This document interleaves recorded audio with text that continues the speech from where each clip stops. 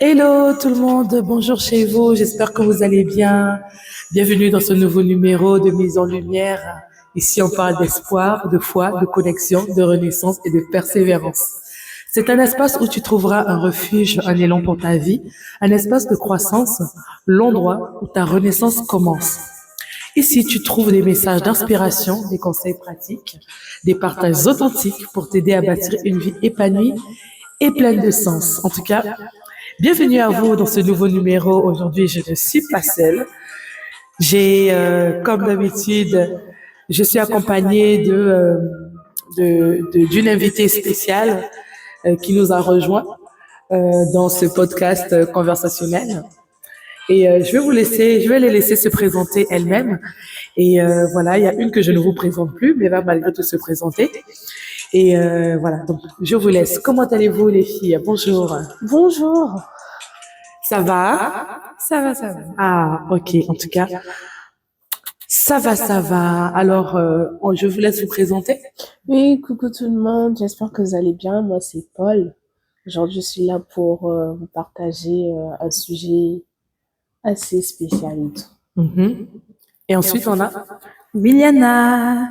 Du coup, voilà, bah moi aujourd'hui, je suis nouvelle dans le podcast. Je viens juste d'arriver.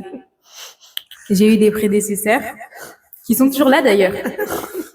Et bah voilà, on va partager des conseils, des astuces et voilà.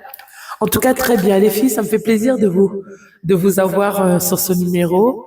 Comment allez-vous? Commençons. Paul, comment vas-tu? Ah, moi, je vais bien. Je vais très, très, très bien. Ça va? Ouais, Ça fait un moment. Hein. Ah ouais. T'es contente de revenir? Oui, je suis contente de revenir. C'est toujours agréable de partager ce genre de moments aussi, participer les autres, et puis aussi les permettre d'évoluer aussi de leur côté. Voilà. Et toi, Kylian? Moi, franchement, ça va. Ça va, excitée.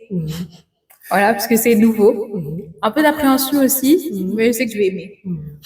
Oui, Lana, c'est une première pour elle. En tout cas, ça me fait plaisir de l'avoir sur ce podcast. Ça me fait plaisir de vous avoir, les filles. Et j'espère que nous aurons d'autres sujets que nous partagerons avec vous.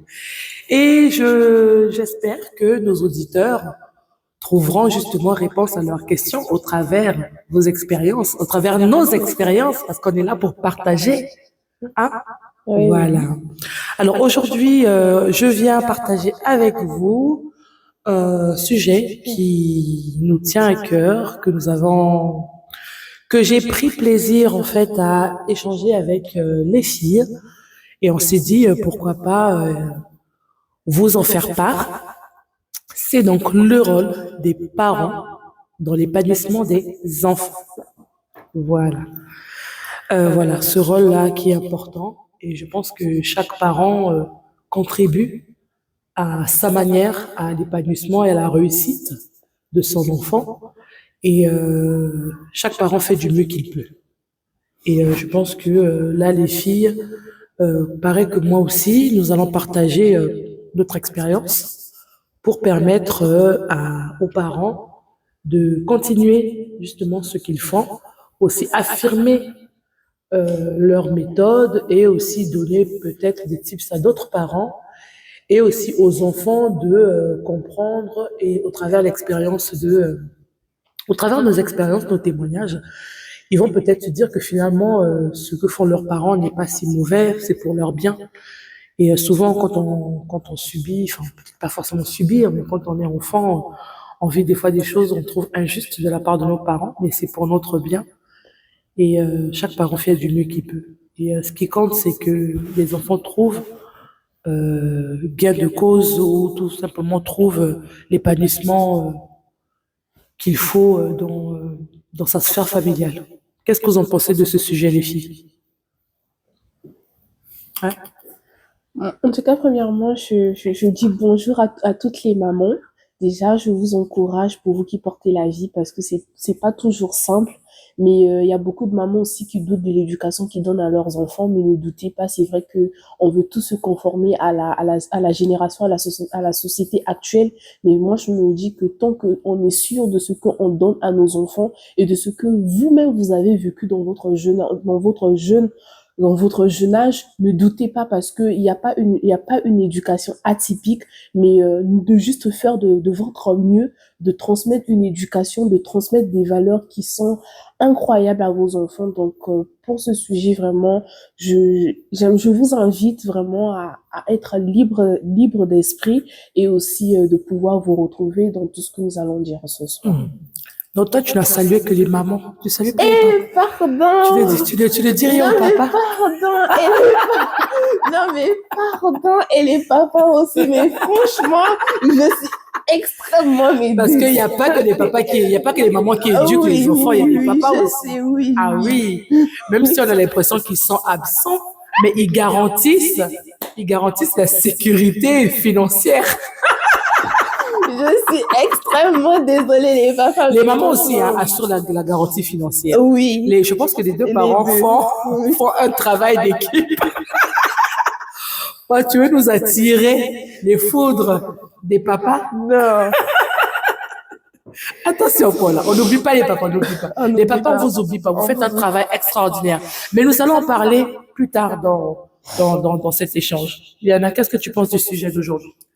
Du coup, je pense que c'est un très bon sujet. Tout simplement parce que je pense que c'est quelque chose dont on ne parle pas assez.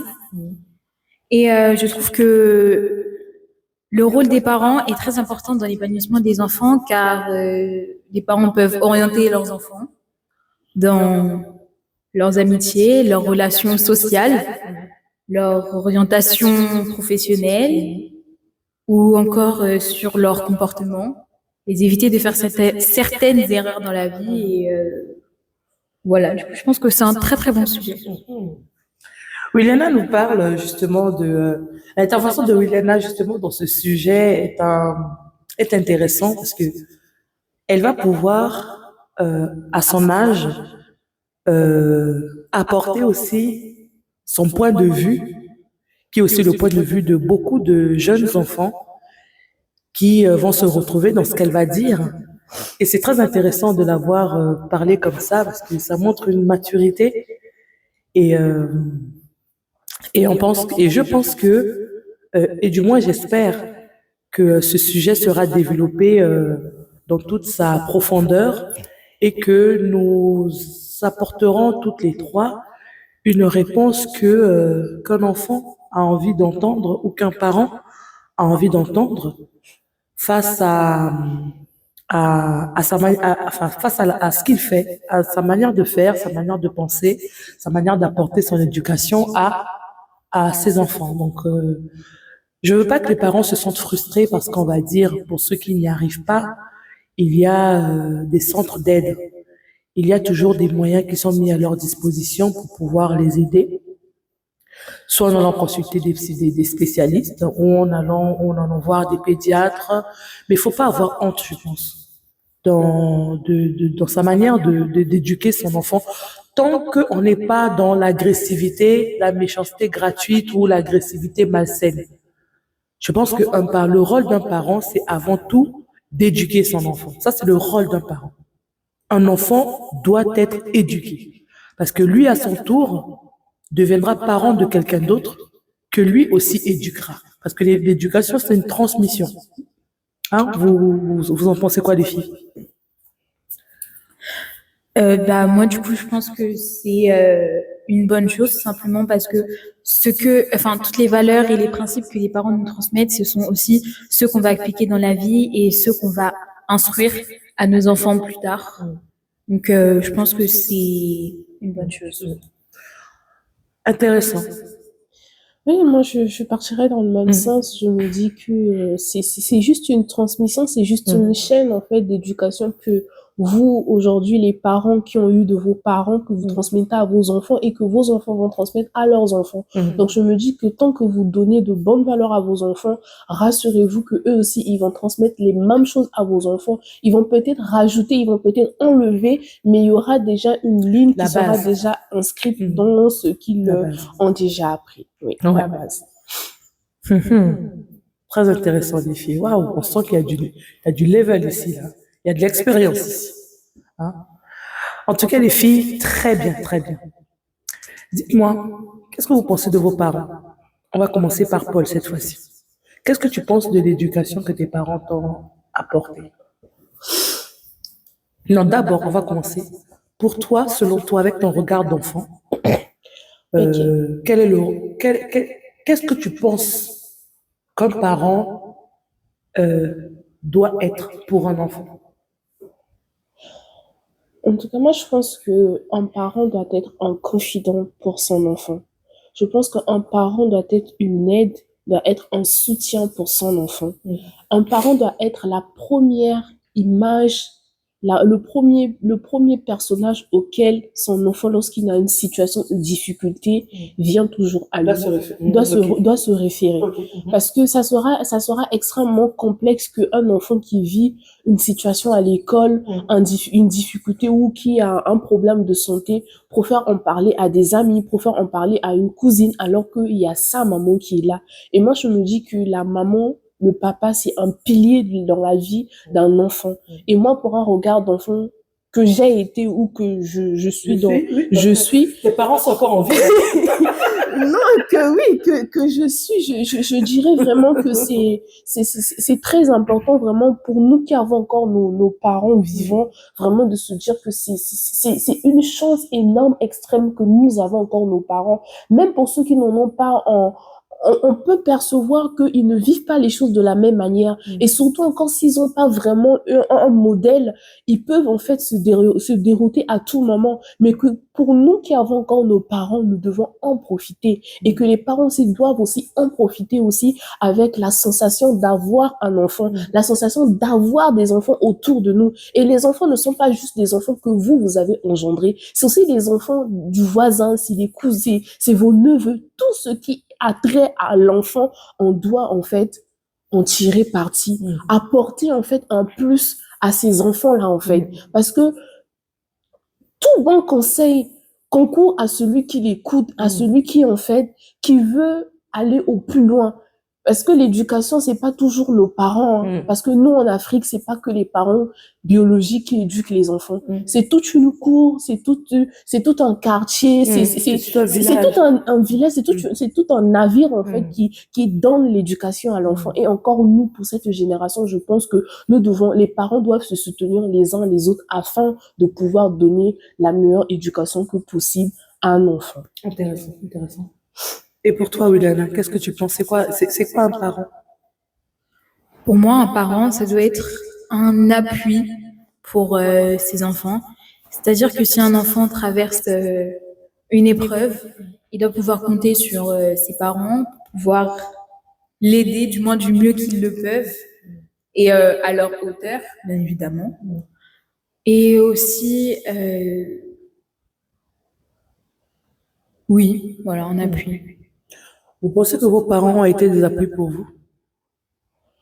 Oui, moi je pense oui, ils ont été un appui parce que grâce à eux, je suis la jeune femme que je suis. Parce que si j'avais pas ces parents, si j'avais pas cette éducation-là, je pense que je ne serais pas cette jeune femme que je suis aujourd'hui. Et je pense même pour rien au monde, je changerais mes parents ou je changerais les gens qui sont autour de moi. Parce que c'est vrai que dans toute famille, dans toute relation, rien n'est parfait en fait. Mais de toujours se dire que les moments les plus importants, c'est les moments d'éducation, les moments d'épanouissement, les moments de partage entre ces personnes qui sont autour de nous. Et moi, je me dis, moi, mes parents, ils ont été incroyablement formidables et encore jusqu'à aujourd'hui, ils le sont. Ils le sont et aussi, je continue aussi à rencontrer des personnes qui sont autour de moi qui sont de la famille, qui sont qui sont des piliers aujourd'hui que même sans les parents, je sais qu'il y a des gens auxquels je peux y compter. Donc, pour moi, je me dis, les parents, c'est un cadeau du ciel, quoi. Wow. Et toi, Williana? Moi, après, je donnerai mon point de vue parce que je suis encore enfant, faut pas oublier. Hein. Du coup, moi, je vais du coup partir sur le même point aussi, parce que pour moi, l'image que j'ai de mes parents, bien évidemment selon mon point de vue, se reflète dans mon comportement, dans ma personnalité, dans mes faits et gestes, les différents actes que je pose, ou encore dans mes relations sociales. Donc, je pense que oui. Excusez-moi les filles. Entre moi aussi, Mes parents ont aussi été... c'était quoi la question que je vous ai posée déjà? MDR. Cause enfin, Vous pensez que vos parents ont été Un pilier ou un appui. Oui. Moi, oui. Mes parents étaient un appui pour moi, oui. Jusqu'à aujourd'hui, hein, jusqu'à mon âge, des fois, je me pose et je me dis, ah ouais, si je fais ça, papa et maman vont pas aimer. Aujourd'hui, il m'arrive encore d'évoquer la question avec ma maman et je lui ai dit, maman, tu te souviens quand elle était petite, tu nous disais, si je fais telle chose, pose-toi d'abord la question, est-ce que papa et maman vont apprécier? Est-ce que papa et maman vont aimer? Quand tu sais que tes parents ne vont pas aimer, ben, on ne fait pas. Et ben ça a été ma ligne de conduite. Jusqu'à aujourd'hui, il y a des choses que je m'interdis de faire parce que déjà, c'est pas les valeurs avec lesquelles j'ai grandi. C'est pas ce que mes parents m'ont appris. Et en plus de ça, je me dis, ça, si je le fais, je ne reconnais pas les valeurs de mes parents là-dedans. Donc, je ne fais pas. Donc, je pense que oui, mes parents ont été un appui. Ah, ça a été un appui pour moi. Donc, finalement, nous toutes les trois, ouais. on dira la même chose. Oui. Et cette réponse-là, je la trouve intéressante parce qu'on a 3 âges différents, Ouais. 3 expériences différentes, mais au final, ce qui compte, c'est la finalité. Mm.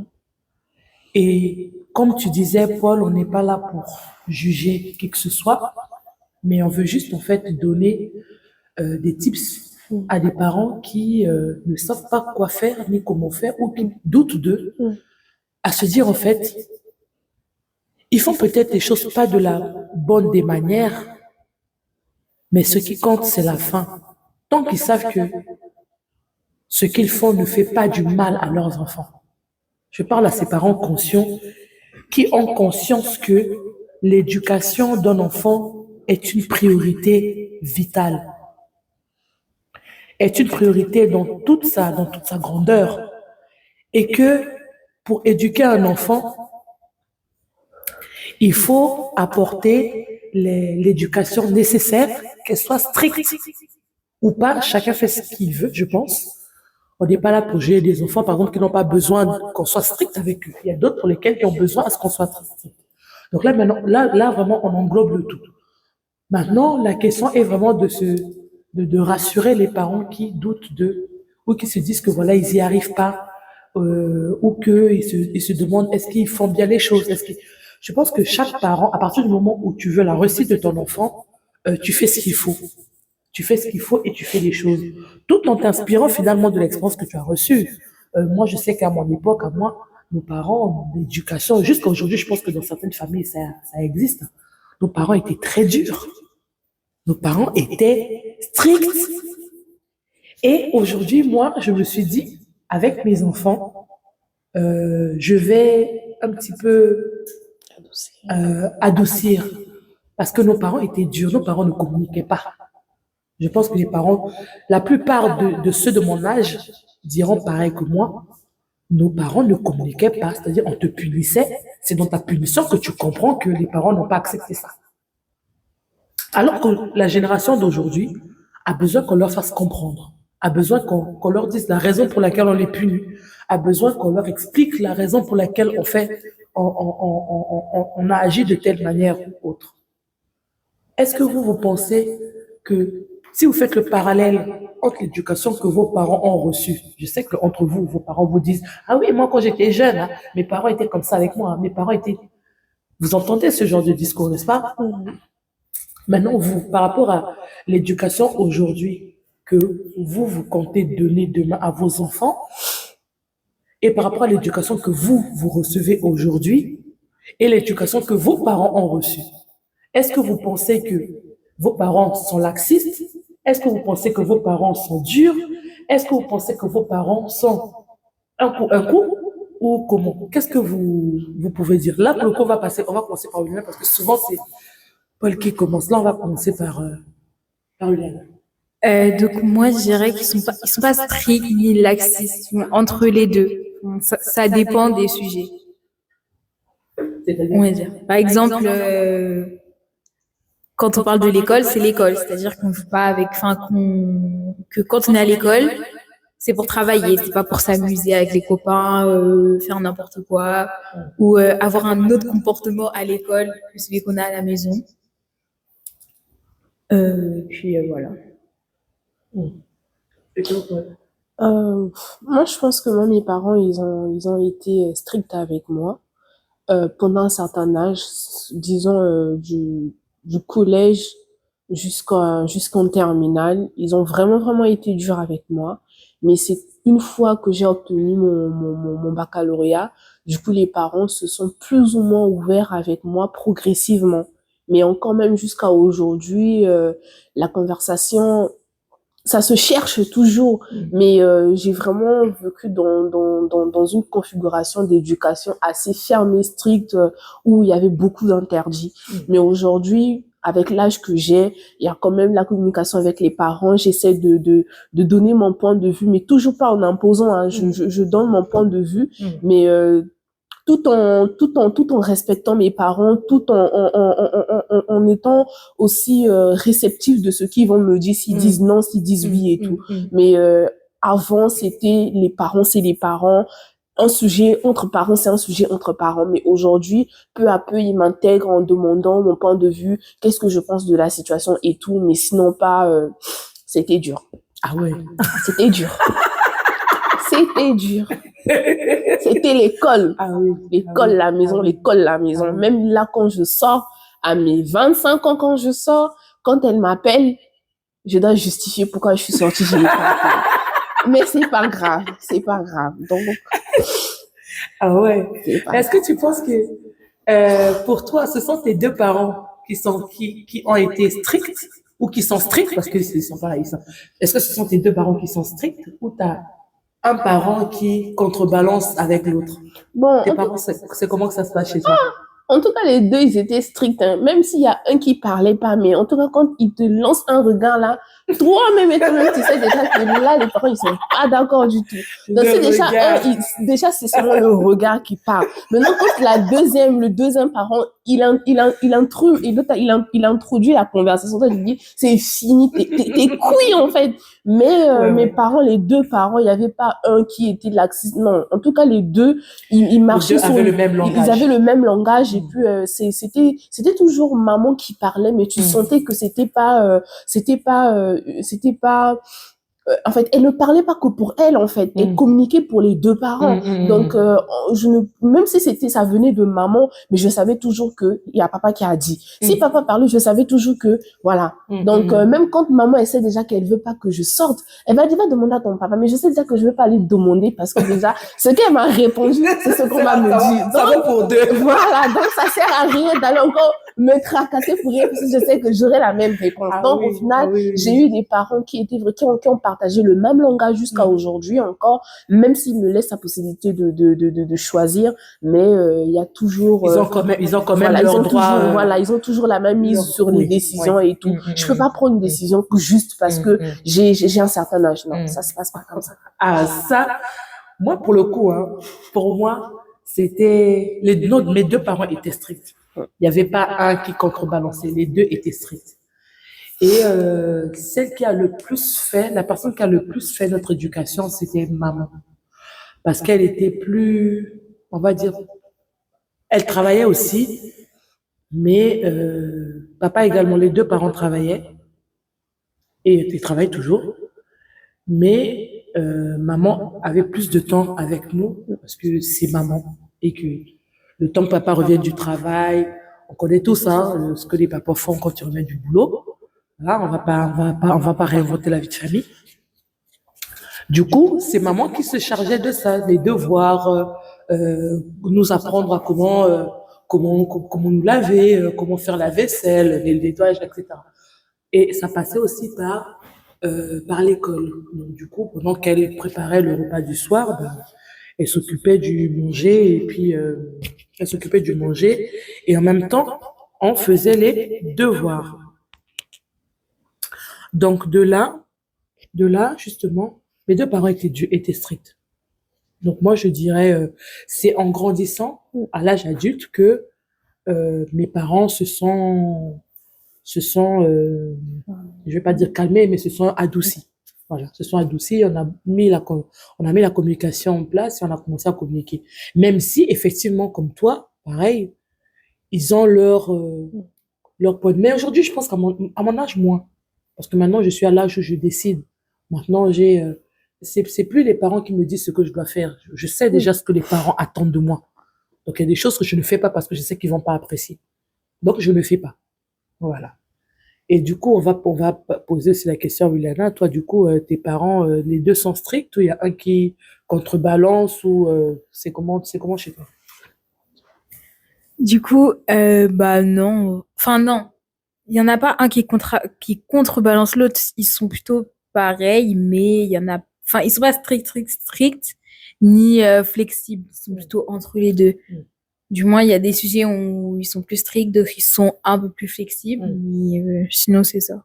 Ça veut dire que pour toi, les deux sont sur la même longueur d'onde. Enfin, les deux sont pareils. Il n'y a pas un qui contrebalance. Les deux sont pareils. Oui, les deux Il n'y a sont pas un pareils. qui est plus cool. Non. Les deux sont pareils. Oui. Ok. Finalement, de ce qui ressort de cette conversation, c'est que la réussite de nos éducations, finalement, réside sur le fait que les deux parents ont le même langage. Ouais. Et ça, je trouve que c'est une force. Parce que ça permet de donner l'équilibre à un enfant. Quand un enfant sait que les deux parents ont le même langage. Moi, j'ai assisté à une scène où il y a des enfants qui savent reconnaître, ils sont tellement intelligents qu'ils savent reconnaître que moi, telle chose, Milena secoue la tête, que ça, si je demande à papa ou à maman, ben, elle va me dire non. Laisse-moi aller demander ça à... Et en fait, des enfants qui jouent sur les deux tableaux. Elle sait qu'il y a certaines choses qu'elle peut demander à maman, maman dira oui, papa dira non. D'autres choses qu'elle va demander à papa et maman dira non. Vous, en tant qu'enfant, quand vous voyez ce genre de cas, des enfants qui jouent sur qui jouent aux émotions, qui jouent sur les émotions de leurs parents, vous, ça vous fait quoi, en fait? Moi, personnellement, moi, ça me dérange. Parce que je me dis, les enfants d'aujourd'hui sont tellement intelligents et malins que je pense que c'est peut-être parce que nous-mêmes aussi, les parents, on s'expose un peu trop. On montre aussi à nos enfants qu'on n'a pas le même langage et qu'on a des discordances entre nous, je pense. Ce qui fait que les enfants jouent avec nos émotions et au final, en fait, on se retrouve à être un peu les pantins de la maison dans lesquels, en fait, on a des enfants qui jouent avec l'éducation que nous leur donnons. Vous en pensez, dans ce genre de cas, quand vous voyez ce genre d'enfant, ça vous fait quoi? Enfin, je sais pas. Je sais pas si je pose la question correctement. Bon, après moi personnellement, je dirais pas que les parents s'exposent parce que il y a des sujets forcément que les parents n'abordent pas devant les enfants. Mais je pense qu'il y a des enfants qui sont plus intelligents que leur âge, qu'ils arrivent à sentir que les deux parents en fait ne parlent pas le même langage. Parce qu'un enfant qui capte tous les faits et gestes des parents, il n'a pas forcément besoin qu'on lui dise papa et maman ne sont pas forcément d'accord sur le sujet. Ça peut se dire calmement, mais il sent que dans la façon dans le répondant des parents, que les deux là, ils ne matchent pas, ils ne sont pas en phase avec la situation. Mais tu sais, moi, à mon époque, pourquoi je dis que ces enfants arrivent à jouer sur les deux émotions? Je pense que à notre époque, nos parents étaient pudiques. Ouais. Ils avaient certaines discussions qu'ils avaient dans la chambre, on va dire. Ils pouvaient s'embrouiller ou ne pas être d'accord sur quelque chose, mais ça ne se passait jamais devant les enfants. Je trouve qu'aujourd'hui, les parents s'exposent trop devant leurs enfants. Les parents se mettent à nu devant leurs enfants.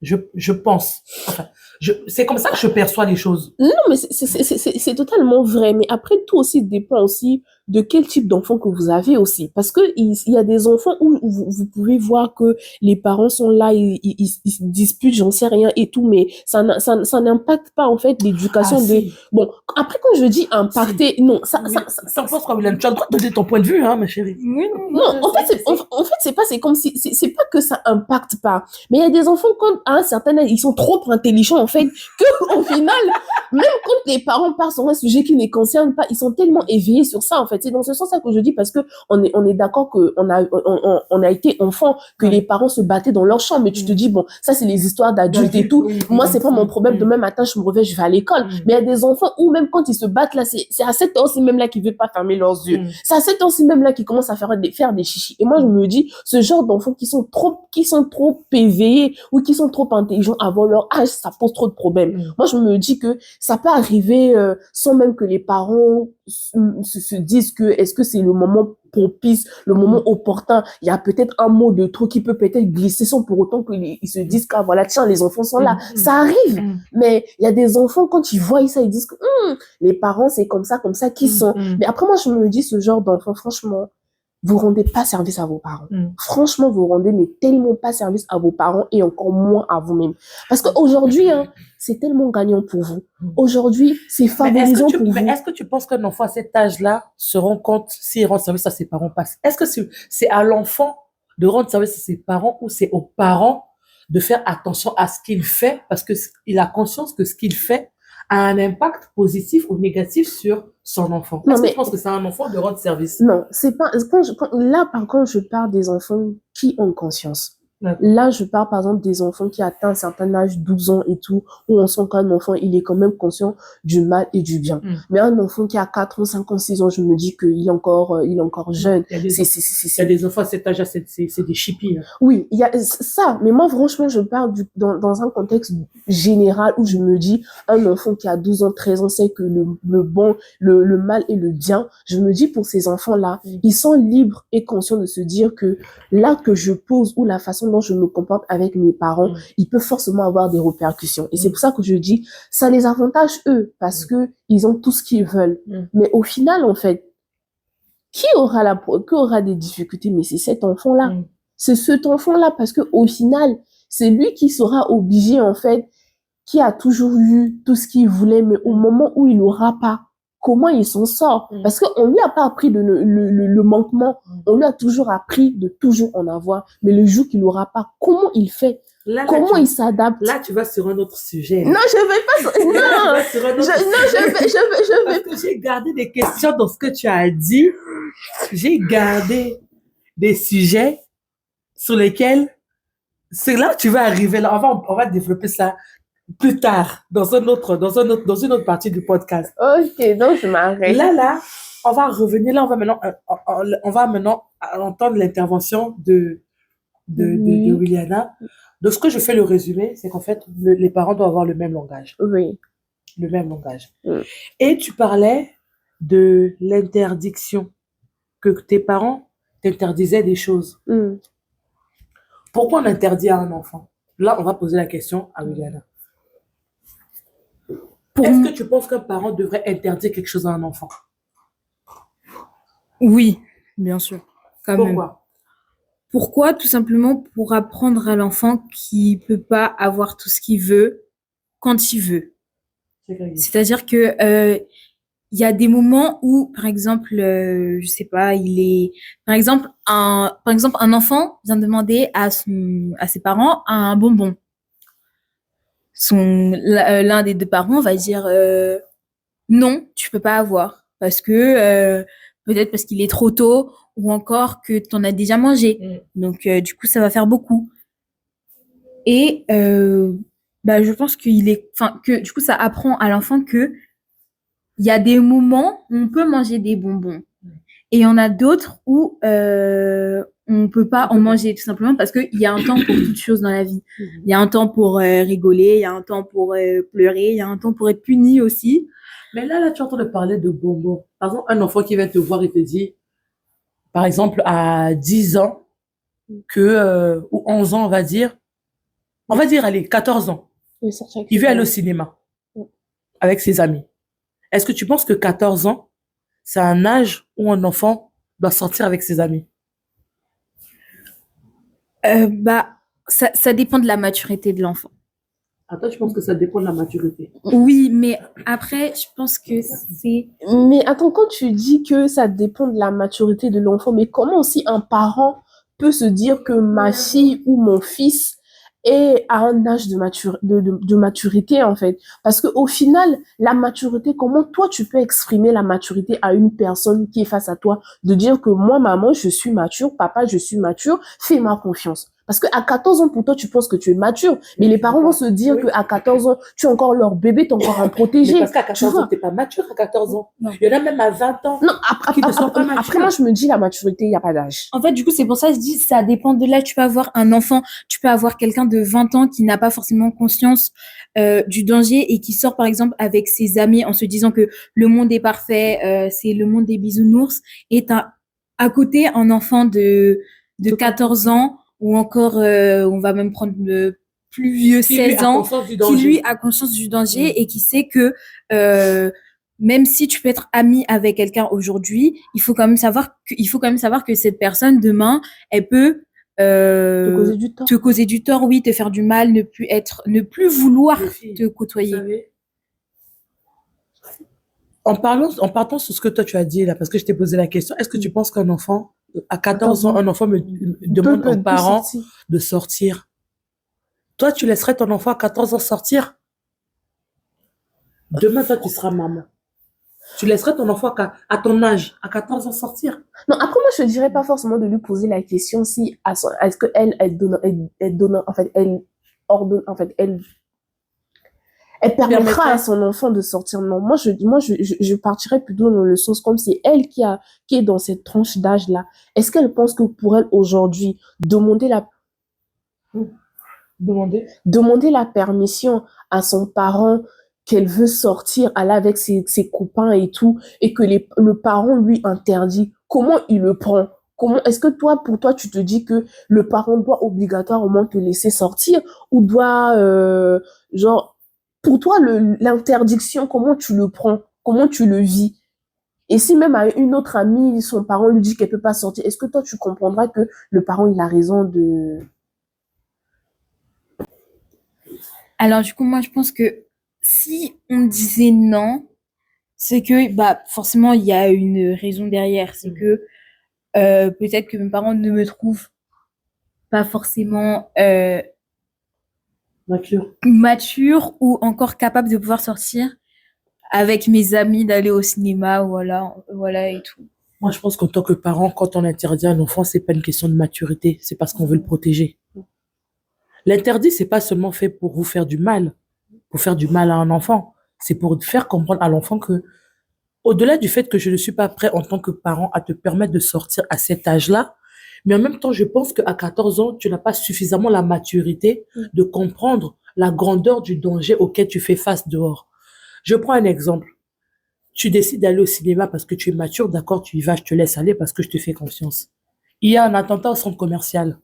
Il n'y a pas de bus pour rentrer.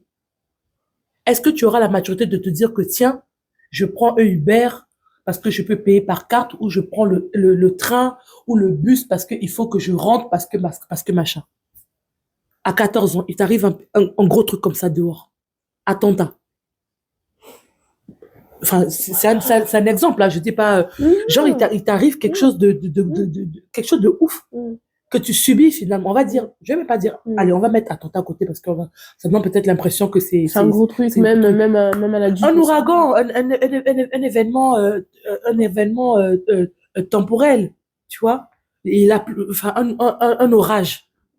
Ça détruit le centre commercial et tout. Voilà, tout le monde se met à courir, à partir dans tous les sens. À 14 ans, tu fais comment pour rentrer chez toi?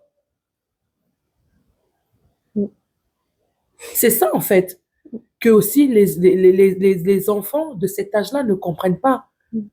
Un parent n'interdit pas parce qu'il a envie d'interdire. C'est parce qu'il veut protéger l'enfant face à ce qui se passe dehors. C'est pas toi interdit parce qu'on a envie d'interdire. Vous voyez? Il y a aussi ça aussi que vous devez aussi comprendre qu'un parent n'interdit pas parce qu'il veut interdire. Moi aussi, j'ai eu votre âge à 14 ans. Moi, c'est vrai que j'étais là où je vivais, il n'y avait pas de question d'à 14 ans de sortir. À 14 ans, t'es encore enfant. Moi, je me rends compte aujourd'hui à mon âge, quand j'ai eu 16 ans, mais 16 ans, en fait, c'est la promotion, enfin, c'est la promotion de mes enfants, en fait. Moi, à cet âge-là, il était hors de question de demander à papa ou à maman, je vais sortir ou je vais aller au cinéma avec mes copines. Qu'est-ce que j'irai faire au cinéma? Pourquoi faire? Je crois que j'ai commencé à aller au cinéma à 18 ans, toute seule. Et encore, quand je dis je vais au cinéma, c'est pas je vais au cinéma et puis je m'arrête prendre un pot. Je m'arrête acheter une glace. C'est je vais au cinéma, le cinéma fini, je rentre. C'était ça, en fait. Vous voyez? Donc, je pense que en tant que parent, il y a un âge où, effectivement, on doit faire confiance à l'enfant, mais passer la barre de, on va dire, 17, allez, 18 ans, on peut se dire, OK, on va la laisser peut-être aller respirer un coup, 2, 3 heures. Allez, tu vas où? Je te laisse, tu fais ton truc et je te récupère. Parce que je pense qu'aussi, la confiance permet aussi à l'enfant de s'épanouir. Je suis consciente de ça. Maintenant, c'est aussi aux enfants de se dire que c'est pas parce qu'un parent dit non qu'il ne veut pas. Oui, effectivement, il ne veut pas. Il a le droit. En tant que parent, on a le droit de ne pas vouloir parce que ce sont nos enfants. Et on ne veut pas parce qu'on ne veut pas qu'ils s'épanouissent. On veut juste les protéger du danger qu'il y a à l'extérieur ou du danger qui sera subi. S'il n'y a rien, tant mieux. Ouais, c'est quelque chose. Tant mieux. Ah, s'il y a quelque chose là, du Tant coup, mieux. mais en tant que parent, on s'en veut. Vous imaginez pas, aujourd'hui, moi, à mon âge, il m'arrive un pépin, ma mère s'en voudra. Elle va me dire, mais j'avais peut-être oublié de lui dire tel aspect. Mais moi, quand mes enfants sont dehors, des fois, je me dis, en fait, s'il leur arrive un truc, mais je m'en voudrais toute ma vie parce que j'aurais autorisé quelque chose que si seulement j'avais été égoïste en lui disant non, je veux pas que tu sortes. Peut-être que il ne lui aurait rien arrivé. Mais vu que je n'ai pas su dire non à mon enfant parce que je lui ai fait confiance, eh ben, c'est arrivé. Je dis pas qu'à chaque fois un enfant met le pied dehors, il va lui arriver un truc. Mais je me dis que des fois, ça arrive que malheureusement, qu'il se passe des fois pire. Et quand il se passe pire, on s'en veut. Vous voyez, je sais pas si... Moi, je vois très bien ce que tu dis parce que aujourd'hui, ayant eu ces deux phases d'enfance, adolescente et aujourd'hui être dans l'adulte, je me dis c'est tout à fait normal ce que un parent peut ressentir dans ce cadre-là, dans ce contexte-là. Mais s'il faut voir en fait aujourd'hui dans la génération 2025, il y a beaucoup de choses qui changent. Mais ayons dit dans l'intro que nous avons 3 générations qui sont là et que c'est toi la plus adulte. Comment en fait aujourd'hui, avec tout ce que nous les jeunes nous voyons sur les réseaux sociaux, et de dire que moi, mon enfant ne peut pas sortir alors que de ce que nous voyons sur les réseaux sociaux, c'est de sortir avec ses copains, c'est de faire la fête, c'est de s'épanouir, nanana et tout. Il y a tellement de choses quand on voit sur les réseaux sociaux, on se dit, nous, on veut le faire. Mais être dans une phase où un parent qui dit, moi, je veux pas ma fille sortir, je veux pas que mon fils puisse sortir parce que je ne veux pas et tout, alors que c'est ce qu'on nous demande par rapport à l'état mental de l'enfant, il faut qu'il sorte, il faut qu'il s'aère et tout. Est-ce que le fait de l'autre là, que nous les enfants, les jeunes, on s'intéresse à ce que les autres font, c'est mauvais, ou bien rester dans le petit cocon de la famille, de l'éducation, parce que c'est l'éducation, on peut pas copier, parce qu'on se dit qu'il y a un certain âge auquel on est appelé à plus ou moins faire certaines choses. Mais alors qu'on voit, il y a des enfants, par exemple, de 12 ans, 13 ans, qui sortent déjà, qui vont au cinéma. Oui, mais ça ne veut pas dire que ce qu'ils font est bien.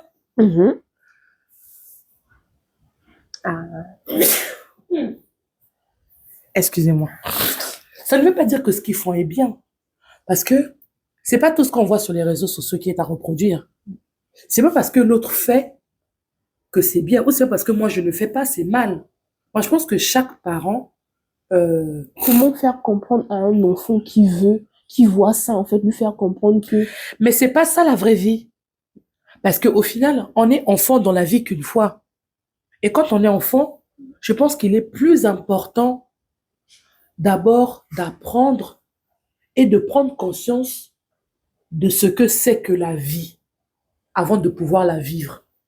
Il y a des enfants qui veulent vivre la vie sans d'abord la comprendre. Ils font les choses à l'inverse, en se disant que c'est parce que je dois faire la vie que je dois vivre.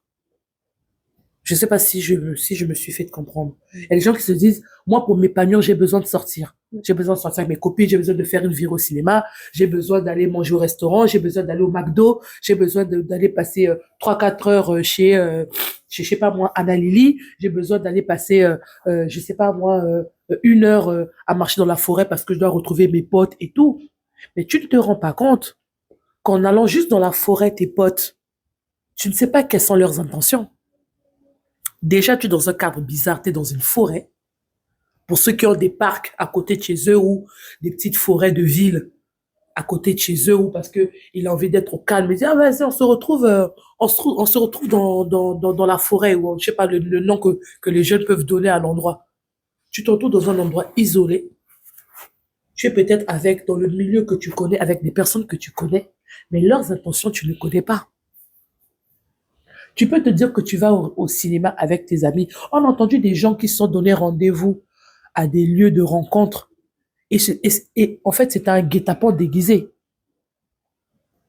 C'est dans ce sens-là que nous, les parents, on se dit, le dehors est tellement dur que on se retrouve en fait à interdire nos enfants certaines choses parce qu'on n'a pas le choix. On n'a pas le choix que de leur dire que je ne veux pas que tu sortes. Je ne veux pas que tu fasses ci. Je ne veux pas que tu fasses ça. Parce que moi, en tant que parent, j'ai un chemin que j'ai tracé pour toi. Parce que moi aussi, j'ai été enfant. J'ai aussi fait certaines erreurs. Et je ne veux peut-être pas que tu les fasses.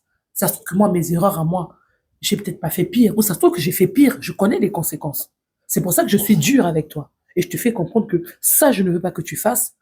Sans pour autant te dire ce que ça peut produire derrière. Parce que mes conséquences ne sont pas tes conséquences. Peut-être que pour moi, ça a été.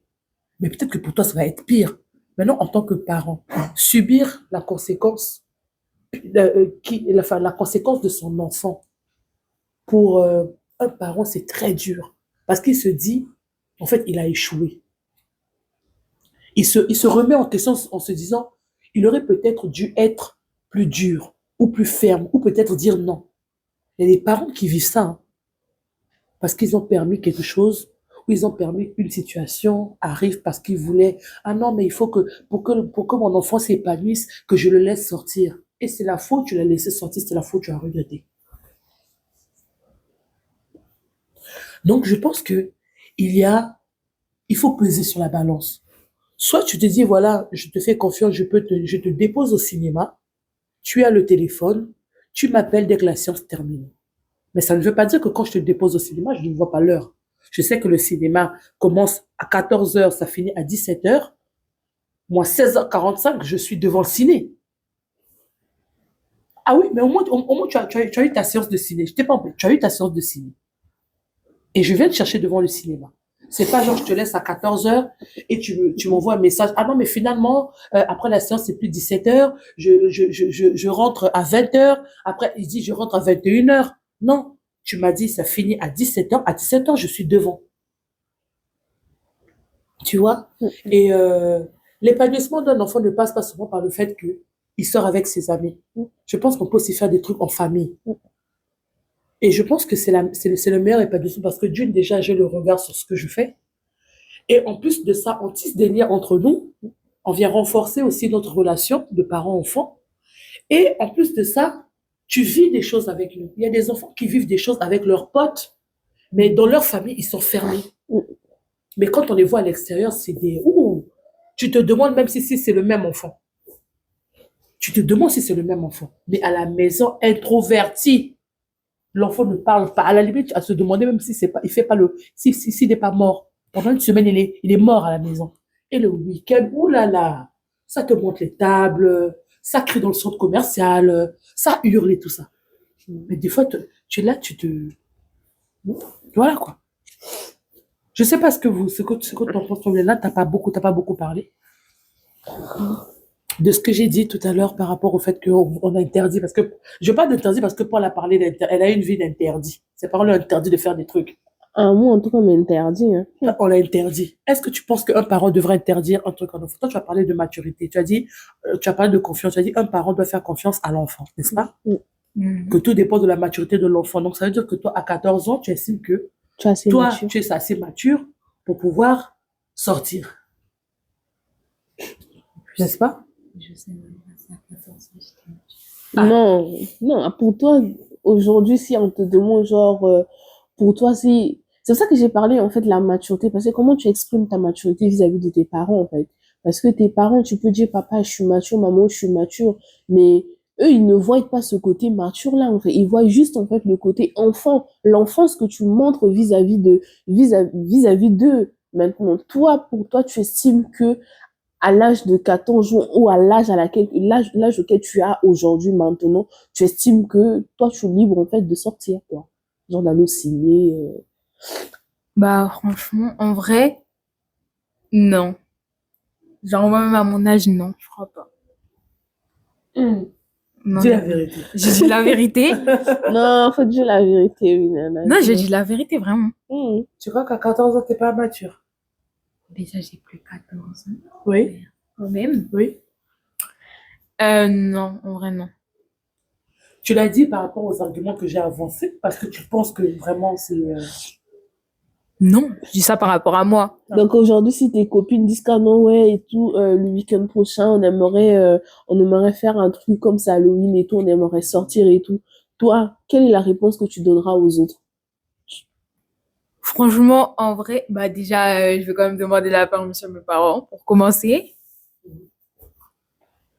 Et en vrai, ça dépend du mood. Enfin, je suis pas une personne qui aime sortir.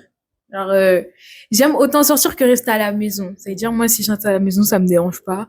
Si je sors aussi. Mais sinon, enfin, si je suis dans un mood de sortir, oui. Bien évidemment, voilà, ça va me faire plaisir et tout. Mais si j'ai pas trop envie de sortir, je vais dire, bah, j'ai pas envie de sortir, quoi.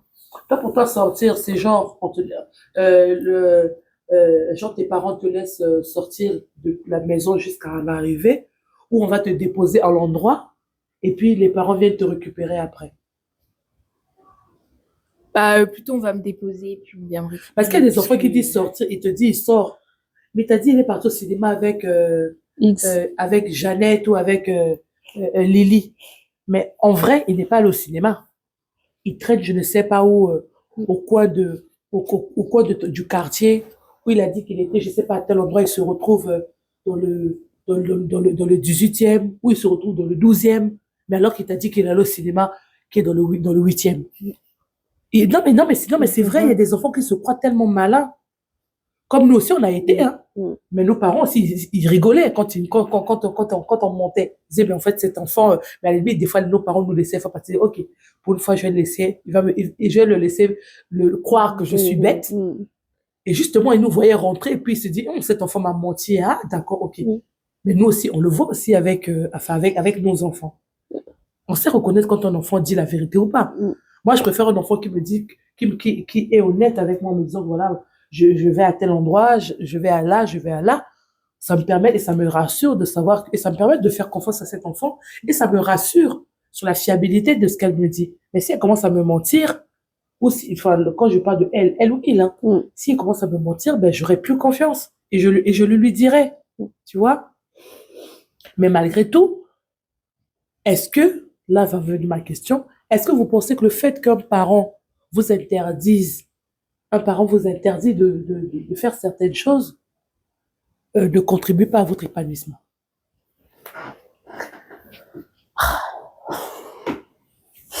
Moi, je dirais que le fait de nous interdire certaines choses contribue à notre épanouissement. Parce que les parents, ils ont un certain regard que nous, enfants, on n'a pas. Et par rapport à leur vécu, leur expérience, ils se disent que le fait de ne peut-être pas, de ne pas permettre certaines choses évitera peut-être certaines erreurs, certaines fautes et tout.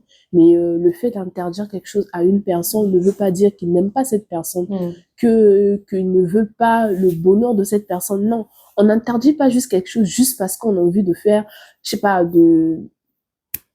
d'interdire. Non, il y a forcément une raison pour laquelle le parent interdit quelque chose à un enfant, parce qu'il se dit, comme on l'a évoqué, peut-être que le danger à l'extérieur, peut-être que l'enfant est fragile, peut-être que l'enfant n'est pas encore assez éveillé pour faire la différence entre une bonne personne qui vient vers lui pour se dire que non, la personne qui s'approche de moi, sa façon d'être, c'est une personne que je devrais peut-être me décaler, ou un enfant, tout le monde qui vient, bonjour, salut, alors que il y a des tips aussi qu'on est censé donner aux enfants pour leur permettre de reconnaître certaines choses. Mais si ces choses-là, on ne les montre pas et qu'on interdit juste pour interdire, des fois, certains enfants ne comprennent pas. Mais après, moi, je me dis, les parents, ils ont le droit d'interdire. Ils ont le droit d'interdire. Surtout la génération d'aujourd'hui, voilà. Trop curieux. Ils ont le droit d'interdire parce que moi, je me dis, on le voit peut-être pas, on le comprend peut-être pas, on n'est pas conscient, mais il y a forcément une raison positive en fait de l'interdiction de X chose ou de Y chose. Milena, parce que là on va arriver à la fin.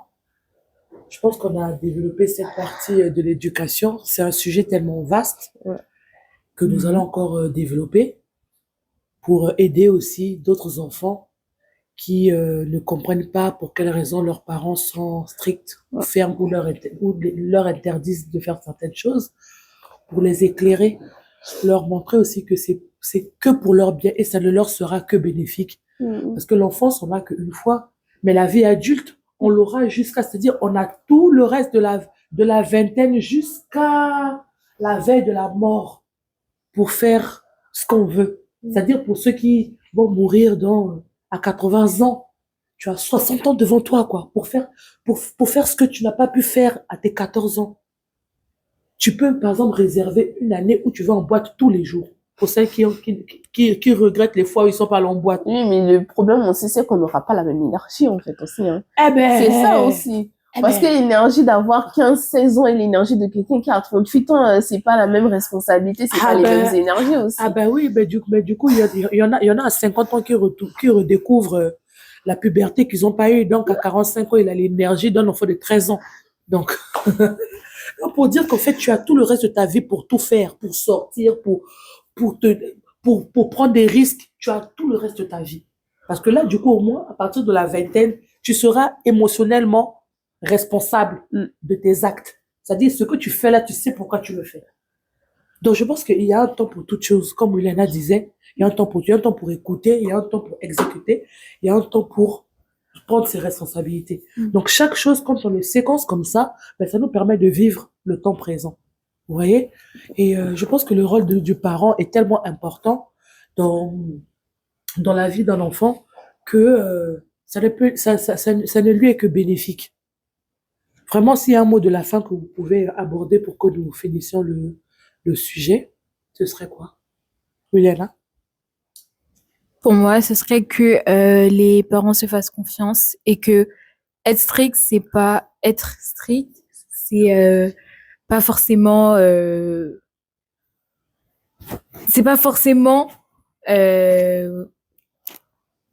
je sais plus ce que j'allais dire. Être strict, c'est pas forcément. C'est pas forcément. Enfin, l'enfant ne va pas forcément le prendre mal parce que dans tous les cas, à un moment donné, ça lui sera bénéfique. Donc voilà. En tout cas, très bien. Très bien, Paul. Le mot de la fin, si tu peux. En tout cas, moi, je dirais juste en fait que les parents, ils doivent avoir confiance en eux et que les enfants aussi, vous devrez aussi comprendre le pourquoi vos parents vous donnent cette éducation-là. Ils ne vous le donnent pas juste parce que ils veulent vous mettre mal et tout. Non, c'est en fait, ils veulent que le bonheur, ils veulent que votre bonheur et c'est la raison pour laquelle ils mettent tous les moyens possibles de pouvoir vous donner la meilleure éducation. C'est vrai qu'au début, on peut pas comprendre et tout, mais je pense qu'avec la génération actuelle, vous avez de bons parents qui sont là, qui vous expliquent les dangers, qui vous explique les méfaits et je me dis prenez-en profitez-en en fait du pourquoi les parents veulent euh, avoir des activités, les moments avec vous, alors que nous n'avons pas eu ces moments avec nos parents, les moments d'échange. Et aujourd'hui, vous avez des parents qui préfèrent avoir des moments d'échange avec vous que de vous laisser errer tout seul dans la nature. Donc, profitez-en et puis, voilà. En tout cas, merci Paul pour ce moment de partage. Merci Williana, ça a été un plaisir. C'est un plaisir d'avoir partagé ce moment avec vous et j'espère que nos auditeurs se retrouveront dans cet échange et que nous aurons aidé un parent ou un enfant à pouvoir trouver des réponses à ces questions. Si vous aussi chez vous, vous avez envie que nous développons ce sujet sur d'autres thématiques, je vous laisse nous écrire dans le commentaire de la vidéo YouTube et aussi sur notre compte Instagram, la maison mise en lumière officielle sur Instagram, également sur YouTube et par mail, misesenlumière25@gmail.fr. En tout cas, salutations à vous. Ça a été un plaisir pour moi, les filles, de vous retrouver. Je vous dis à la prochaine et à très bientôt. Excellente soirée et je vous dis à bientôt. Ciao.